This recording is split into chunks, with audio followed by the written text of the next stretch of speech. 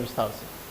इस वक्त की बड़ी खबर बेतिया के लौरिया से आ रही है, जहां संदिग्ध परिस्थिति में 8 लोगों की मौत की सूचना मिल रही है। हालांकि प्रशासनिक स्तर पर मौत की पुष्टि नहीं हो रही है। एक साथ इतने लोगों की मौत से इलाके में खलबली मची है।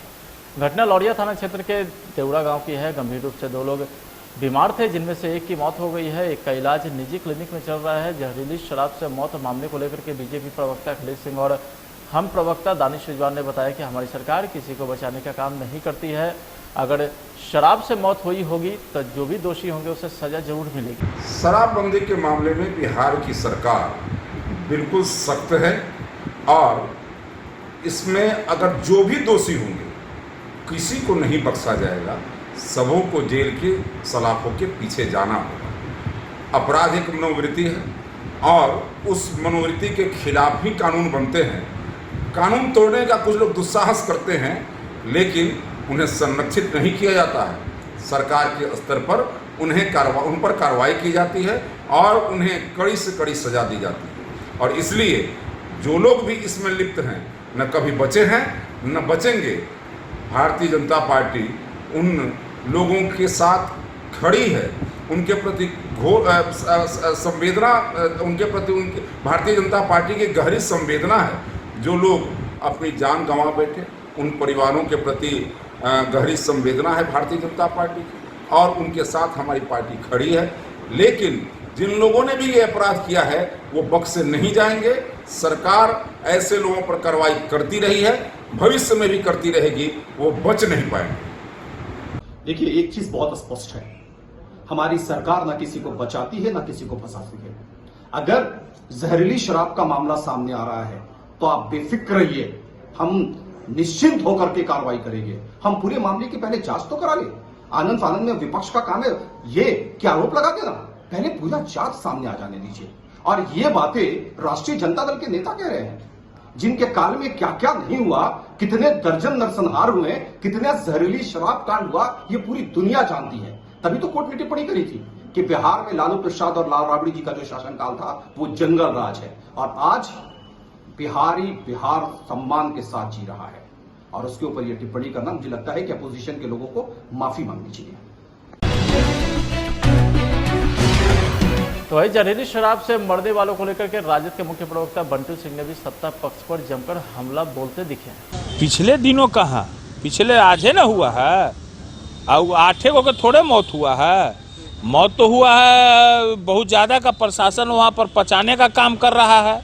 और कितने लोग बीमार हैं, कई दर्जन लोग बीमार हैं, उसको सरकार निपने पोतने का काम कर रहा है। नीतीश जी भेजे हैं अपना टीम को कि इसको जल्दी नीप पोत करो, क्योंकि आजकल तो इसी शराबे से न जदयू का खाना खर्ची चल रहा है। सारे लोग का, कोई इंग्लैंड में मकान बना रहे हैं, कोई ऑस्ट्रेलिया में बना रहे हैं, ऐसा ही चल रहा है। और उस सांसद बुद्धा कॉलोनी में जो है ललन सिंह, वो अपना मकान बना रहा है, 3 तल्ला था 4 तल्ला ठोक रहा है। सब तो वही चीज़ कर रहा है। हाईकोर्ट कितना बार इस सरकार को घिना रहा है, मगर इन लोग को तो शर्म है नहीं। कहा कि नीतीश कुमार तो बेहायागंज का स्कूल चला रहे हैं, पहले बोले हैं, इतना बेहाया हो गए हैं। तो इसमें कहना क्या है, सारा चीज़ तो है, सिस्टम बिहार का चौपट हो गया है। जब हाईकोर्ट बोल रही है कि यहाँ के एसपी को ज्ञान नहीं है, कानून की जानकारी नहीं है एसपी और डीएसपी को, और सरकार को कोई दिमाग नहीं है, दिमाग खत्म हो गया, तो सरकार है कौन? सरकार नीतीश कुमार है। तो नीतीश कुमार का तो हम ही लोग बोलिए रहे हैं कि उम्र हो चुका है, अब उनको न कान से सुनाई देता है, न आँख से दिखाई देता है, सब कुछ तो उनका कहानी ख़त्म हो गया है। तो इसमें कहना क्या है, तो सब कुछ देखिए रहा है और क्या बोले जाते हैं। बिहार में सुशासनिक शराबबंदी से प्रतिवर्ष हजारों लोग जहरीली शराब से मर जाते हैं। शराबबंदी के कारण सत्ताधारी लोग बिहार में 20,000 करोड़ की समानांतर अवैध इकोनॉमी चला रहे हैं। शराबबंदी के नाम पर लाखों दलित और गरीब जेलों में बंद है। पुलिस भ्रष्ट और अत्याचारी बन चुकी है, यह आरोप लगाया है बिहार के पूर्व मुख्यमंत्री और राजद सुप्रीमो लालू प्रसाद यादव ने। जिस तरह से बेतिया के लौरिया थाना क्षेत्र के देवराज के देवड़ा गांव में एक साथ 8 आदमी की संदिग्ध परिस्थिति में मौत हो गई है, जिसके बाद बिहार के नीतीश सरकार की शराबबंदी कानून पर फिर से सवाल उठने लगे हैं। 8 लोगों की मौत के बाद विपक्ष ने सरकार पर अपने हमले तेज कर दिए हैं। इनमें सबसे बड़ा हमला राजद सुप्रीमो लालू प्रसाद यादव ने किया है। उन्होंने बिहार में शराबबंदी पर सवाल उठाते हुए कहा है कि इस कानून की आड़ में सत्ताधारी लोग बिहार में 20,000 करोड़ की समानांतर अवैध इकोनॉमी चला रहे हैं। दरभंगा परसे ब्लास्ट मामला इमरान और नासिर की रिमांड अवधि खत्म हो गई है, जिसके बाद इमरान और नासिर दोनों आतंकी को एनआईए कोर्ट के लिए एटीएस कार्यालय से लेकर निकल गई है। दोनों को एनआईए कोर्ट में पेश किया जाएगा। दोनों को एनआईए कोर्ट ने पूछताछ के लिए 8 दिनों का रिमांड दिया था। बताया जा रहा है कि पूछताछ में मिले सबूत को एनआईए की टीम कोर्ट में साझा कर सकती है। तो वहीं उनके साथ गिरफ्तार आतंकी की रिमांड अवधि सलीम और कफील की रिमांड अवधि 23 जुलाई तक है। बिहार के कई जिले बाढ़ से बुरी तरीके से प्रभावित है और इसमें बिहार सरकार की चिंता बढ़ गई है। चिंता बढ़ने की एक और बड़ी वजह यह है कि अभी मानसून पूरी बारिश बाकी है। इसके मद्देनजर मुख्यमंत्री नीतीश कुमार लगातार बाढ़ के हालात पर नजर बनाए हुए हैं। नीतीश कुमार खुद बाढ़ग्रस्त इलाकों का हवाई सर्वेक्षण करने के बाद लगातार अधिकारियों को दिशा निर्देश जारी कर रहे हैं। इस दौरान जल संसाधन मंत्री संजय झा भी मौजूद रहते हैं। नीतीश कुमार ने न सिर्फ बाढ़ प्रभावित क्षेत्रों का हवाई सर्वेक्षण किया है, बल्कि आपदा प्रबंधन विभाग एवं जल संसाधन विभाग के साथ समीक्षा बैठक भी किए हैं। पटना हाईकोर्ट ने राज्य के सेकेंडरी, हायर सेकेंडरी स्कूल और अन्य सरकारी स्कूल में लाइब्रेरियन की बहाली मामले में सुनवाई की है। Justice A K. उपाध्याय ने इस मामले पर सुनवाई याचिकाकर्ता को संबंधित सरकारी अधिकारी के समक्ष रिप्रेजेंटेशन देने की छूट दी। इसके साथ कोर्ट ने प्रतिवेदन को आदेश की प्रति प्राप्ति होने और पेश करने के 60 दिनों के अंदर याचिकाकर्ता की शिकायत पर विचार कर निर्णय लेने का निर्देश दिया है। यह याचिका all Bihar trend librarian association के द्वारा दायर किया गया था। दायर याचिका में वर्ष 2008 के पैनल से लाइब्रेरियन के पद पर चयन बंद कर नए सिरे से रिक्ति का विज्ञापन निकालने की मांग की है। साथ ही स्वीकृत पद की घोषणा करने राज्य के विभिन्न स्कूल संस्था विभागों में लाइब्रेरियन की नियुक्ति हेतु आग्रह किया गया था। बिहार में पुलिस की लाख सख्ती और मनाही के बाद भी हर्ष फायरिंग और हथियारों का प्रदर्शन लगातार जारी है। ताजा मामला बिहार के गोपालगंज से जुड़ा है, जहां ऑर्केस्ट्रा के दौरान नाबालिग युवक के द्वारा हाथ में पिस्तौल लेकर सार्वजनिक प्रदर्शन करने का वीडियो सोशल मीडिया पर खूब शेयर हो रहा है। इस वीडियो में एक नाबालिग अपने हाथों में पिस्तौल लेकर ऑर्केस्ट्रा नर्तकी को पैसे दे रहा है। बताया जा रहा है कि यह वीडियो बिरौली के सलोनी पंचायत के सोनवर्षा गांव का है। नाबालिग युवक की उम्र तकरीबन 15 साल बताई जा रही है।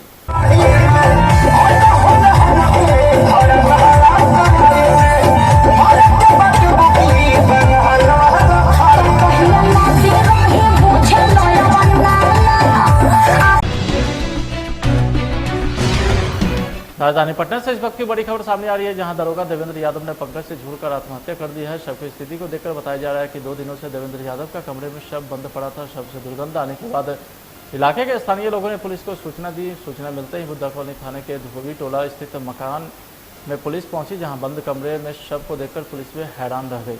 फिलहाल पुलिस ने शवों को कब्जे में लेकर पोस्टमार्टम के लिए भेज दिया है। विज्ञान और प्रौद्योगिकी मंत्री बिहार सरकार से प्रभारी मंत्री सारण के छपरा जाने के दौरान नया गांव स्टेशन रोड पर मौजूद शहीद राजेंद्र प्रसाद सिंह के स्मारक स्थल पर अपने कार्यकर्ता के साथ माल्यार्पण किए। सारण जिला अध्यक्ष अति पिछड़ा प्रकोष्ठ जदयू शंकर कुमार मालाकार के द्वारा शहीद राजेंद्र सिंह के स्मारक को सौंदर्यीकरण करने हेतु माननीय मंत्री को एक पत्र भी दिया गया। आपको बता दें कि शहीद राजेंद्र सिंह सन 1942 में महात्मा गांधी जी के आह्वान पर अगस्त क्रांति के दौरान पटना सचिवालय पर तिरंगे फहराने के क्रम में शहीद हो गए थे। उक्त अवसर पर उपस्थित जदयू के सभी कार्यकर्ता ने मंत्री सुमित सिंह को अंगवस्त्र देकर माला पहनाकर शहीद और स्वतंत्रता सेनानी की धरती सोनपुर के नया गांव में स्वागत करते हेतु छपरा के लिए रवाना किया। पटना से सटे बाढ़ में भीड़ ने कानून को मुट्ठी में लिया है। गोली मारने वाले आरोपी की जमकर धुनाई कर दी। बाढ़ थाना क्षेत्र को सूचना मिली थी कि स्थानीय बाजितपुर मोहल्ले में एक युवक को भीड़ के द्वारा पोल में बांधकर पिटाई की जा रही। सूचना मिलते ही पुलिस घटनास्थल पर पहुंच गई है। तब तक वहां उपस्थित भीड़ एक युवक को बुरी तरीके से पीट चुका था। पुलिस ने किसी तरह युवक को भीड़ से छुड़ाकर कब्जे में लिया और सदर अस्पताल बाढ़ ले गई, जहां उसका इलाज किया जा रहा है।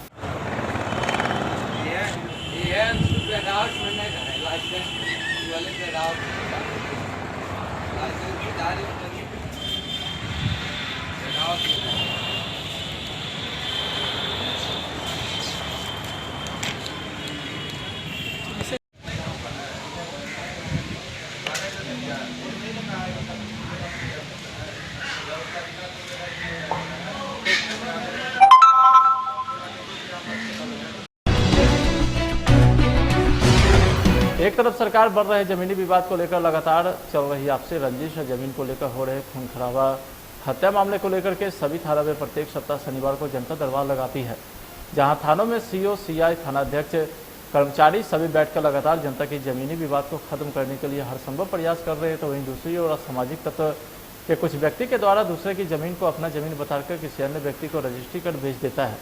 जिससे आए दिन क्षेत्र में जमीनी विवाद को लेकर के रंजिश बढ़ती रहती है। बढ़ रही रंजिश को लेकर के आपस में भी जमीन को लेकर खून खराबा, हत्या करने तक की नौबत आ जाती है। मामला सुपौल के त्रिवेणीगंज का है।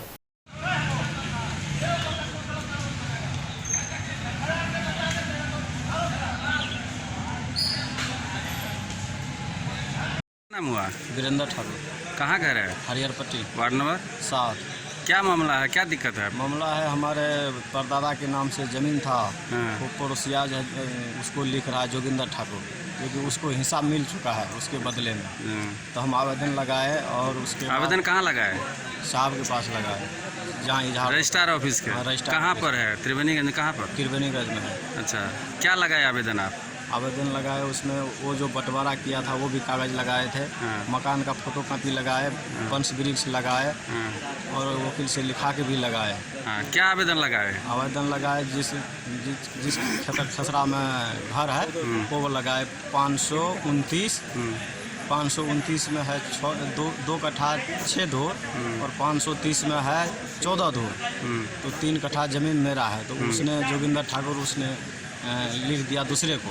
उसमें आपका घर है? हाँ, उसमें मेरा घर है। तो ये रजिस्ट्रार साहब के पास आवेदन जो लगाया उसमें क्या लिख के दिया कि रजिस्ट्री होना चाहिए कि नहीं होना चाहिए? क्या दिए थे लिख के? कि रजिस्ट्री नहीं होना चाहिए। और रजिस्ट्रार साहब हमें भी पूछा। क्या तारीख को दिए थे? 10 को? 10 तारीख को दिया। अच्छा, क्या पूछा रजिस्ट्रार साहब? रजिस्ट्रार पूछा वीरेंद्र ठाकुर आप ही का नाम है? मैं बोला जी मेरा ही नाम है। पिताजी का बुद्धू ठाकुर। तो बोला क्या बात है? तो हम बोले कि सर ये मेरा ज़मीन लिखा रहा है जोगिंदर ठाकुर, ये मेरे हिस्से का ज़मीन है। तो उसने बोला कि ये दूसरे को बेच रहा है? दूसरे को बेच रहा है। तो उसने बोला कि खता खसरा कितना है? तो मैं बोला खसरा है 551/ख है, 551 नहीं 51/ख है और 529 खसरा है, जिसमें 2 कट्ठा 6 धूर ज़मीन है और 530 में 14 धूर है। तो साहब ने बोला खाता खसरा तो मिल रहा है, चौहदी क्या है?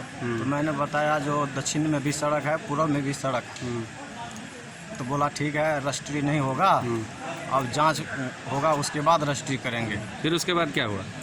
उसके बाद फिर चले गए। तो शनिवार को आए 12 तारीख को पता लगा कि ये लोग आए हैं। तो हम गए, फिर साहब के पास आवेदन लगाए, नाम और गांव का पता लिख के दिया। सब कुछ हो गया? हाँ, तो हमको बुलाया और उस पार्टी को भी बुलाया। हमें बोला ये वीरेंद्र ठाकुर। जी सर। तो बोला आज तो रजिस्ट्री इसका हो जाएगा। तो मैंने बताया जो क्या तारीख को रजिस्ट्री कर रहा था? 12 तारीख को। 12 को? 10 को आप आवेदन लगाए थे रोक लगाने के लिए? जी। फिर भी रजिस्ट्री हो गया? रजिस्ट्री हो गया। जांच किया साहब? क्या नहीं जांच किया। तो उसमें आपका ज़मीन में घर है? हाँ, घर है। हाँ। तो हमने बोला कि जी सर आप तो बताए थे कि ये इंक्वायरी हो के रजिस्ट्री होगा, तो आप क्यों कर रहे हैं? बोला नहीं इंक्वायरी रजिस्ट्री तो होके रहेगा। अच्छा। हम बोले नहीं सर पहले इंक्वायरी कीजिए उसके बाद रजिस्ट्री कीजिएगा। आप तो बताए थे कि जो इंक्वायरी होगा उसके बाद रजिस्ट्री होगा। तो सर पहले इंक्वायरी कीजिए उसके बाद रजिस्ट्री होगा। अभी कैसा क्या नौबत है? मारपीट करने का क्या नौबत है? मारपीट करने का वहाँ काफ़ी नौबत है। वो लोग हमेशा तैयार रहता है लाठी भाला फरसा लेके। उसमें आपका घर भी है? उसमें मेरा घर भी है। उसमें 5-6 घर है मेरा। आप क्या चाहते हैं सरकार से? सरकार से चाहते हैं कि जो वो रजिस्ट्री नहीं होना चाहिए, हमें इंसाफ मिलना चाहिए।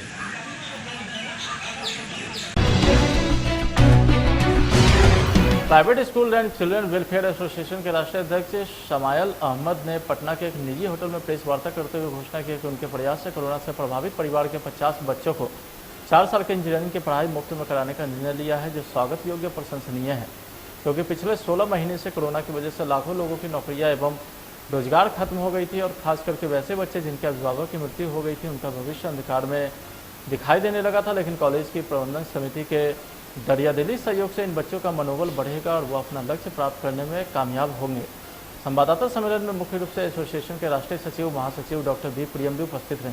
Private school and children welfare association पिछले 16 महीने से, जब से लॉकडाउन शुरुआत हुई, लगातार पूरे देश के 2 लाख से ज़्यादा विद्यालय जो जुड़े हुए थे उनके लिए केंद्र सरकार से और देश के विभिन्न राज्य सरकार से बच्चों के लिए, टीचर्स के लिए और स्कूल के लिए मांग करती रही कि जो परेशानियां सामने आ रही हैं उसको केंद्र सरकार और राज्य सरकार मदद करे, लेकिन कहीं से कोई मदद नहीं मिली। स्कूल लगातार ऑनलाइन अपने बच्चों को पढ़ाता रहा।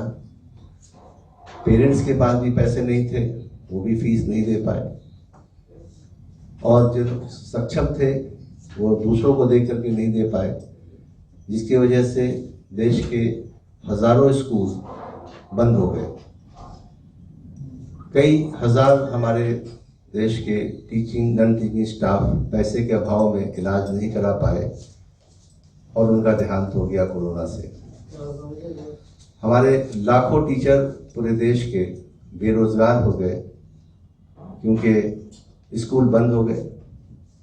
हजारों स्कूल जो किराए पे चलते थे, मकान मालिक को पैसे नहीं देने की वजह से वो स्कूल बंद हो गए। उसमें काम कर रहे हजारों हजार टीचिंग नॉन टीचिंग स्टाफ, उनकी नौकरियां चली गई और उनके परिवार के लोग भूखे मरने लगे, लेकिन कहीं से कोई सहयोग नहीं मिला। जो टीचिंग जॉब करते थे, जो टीचर्स थे, वो किसी दुकान में जाके सेल्समैन का काम करने लगे, खेत खलियान में काम करने लगे, छोटा मोटा रोजगार करने लगे अपने परिवार का पालन पोषण करने के लिए। Private school and children welfare association के राष्ट्रीय अध्यक्ष नाते हमने पूरे देश से लाखों चिट्ठियां भारत सरकार के प्रधानमंत्री को भिजवाई कि वो जो 20 लाख पैकेज जो आए हैं उसमें से हम प्राइवेट स्कूलों के टीचरों को मदद मिल सके, लेकिन वहाँ से भी कोई गुंजाइश नहीं मिली। देश के विभिन्न राज्य सरकारों से हमने मदद मांगी, बिहार सरकार से भी हमने मदद मांगी, लेकिन कहीं से भी प्राइवेट स्कूलों के लिए कोई मदद नहीं मिली। पिछले 16 महीने से विद्यालय बंद है और बिजली का बिल भी हर महीने वो आ रहा है चार्जेस। जब विद्यालय बंद है तो बिजली की बिल क्यों नहीं जा रही है? 16 महीने से लगातार स्कूल बंद की वजह से जो हमारी बसें हैं अपने अपने कैंपस में खड़ी हैं, लेकिन उसका भी रोड टैक्स लिया जा रहा है, उसका भी EMI ली जा रही है, उसका भी इंश्योरेंस लिया जा रहा है। मकान बंद है, स्कूल बंद है पिछले 16 महीने से, लेकिन उस मकान का टैक्स लिया जा रहा है। तो इन सब चीज़ों का छोटा छोटा चीज़ था जो हमने केंद्र सरकार से और देश के विभिन्न राज्य सरकार से और बिहार के मुख्यमंत्री से हमने मांग की कि इन सबको एग्जेम्प्ट कर दिया जाए, ताकि जो स्कूल बंद हो गए हैं कम से कम वो खुल सकें। लेकिन मुझे लगता है कि ना तो केंद्र सरकार सीरियस है, ना ही राज्य सरकार सीरियस है शिक्षा को लेकर के। सभी को पता है कि देश की शिक्षा सरकारी स्कूलों में होती है और प्राइवेट स्कूलों में होती है। चाहे वो छोटे पदाधिकारी हों, चाहे बड़े पदाधिकारी हों सरकार के, उनके बच्चे प्राइवेट स्कूल में पढ़ते हैं और सरकारी स्कूलों में उनके बच्चे नहीं जाते। तो एक तरफ जब आपके बच्चे प्राइवेट स्कूल में पढ़ते हैं और प्राइवेट स्कूल क्वालिटी एजुकेशन देती है, जिसकी वजह से आज देश के कोने कोने में हमारे पढ़ाए हुए बच्चे बड़े बड़े पदों पे हैं, देश का नाम रोशन विदेश में जाके कर रहे हैं। सिटी के खचकाला थाना क्षेत्र के सदर गली में चाकूबाजी की खबर आ रही है, जिसमें 4 लोग गंभीर रूप से घायल हो गए, जिन्हें इलाज के लिए अस्पताल में भर्ती कराया गया है। मामले में बताया जा रहा है कि सदर गली मोहल्ले में 2 पक्षों में जमकर मारपीट हुई, जिसके बाद चाकूबाजी भी हुई, जिसमें 4 लोग जख्मी हो गए। हालांकि चाकूबाजी की सूचना जैसे ही स्थानीय थाना को मिली, वैसे ही पुलिस घटनास्थल पर पहुंचकर मामले की छानबीन में जुट गई।